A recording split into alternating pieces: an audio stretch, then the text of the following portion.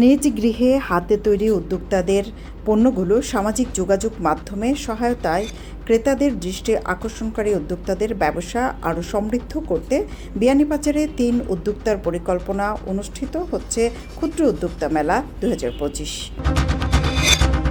দেশের ৭টি অঞ্চলের উপর দিয়ে ঝড়ো হাওয়া বয়ে যেতে পারে, তাই সেসব এলাকার নদীবন্দরগুলোকে ১ নম্বর সতর্কতা সংকেত দেখাতে বলা হয়েছে।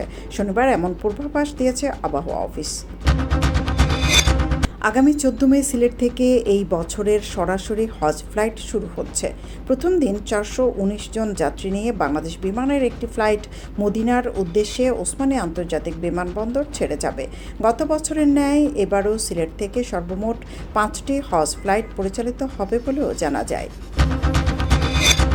বড়লেখা পৌর যুবলীগের সাধারণ সম্পাদক যুবলীগ নেতা রুমেল আহমদকে পুলিশ গ্রেপ্তার করেছে। বৃহস্পতিবার সন্ধ্যায় পৌরসভার মুরিলগুল অজমির এলাকা থেকে পুলিশ তাকে গ্রেপ্তার করেছে। শুক্রবার বিকেলে তাকে আদালতের মাধ্যমে কারাগারে পাঠিয়েছে।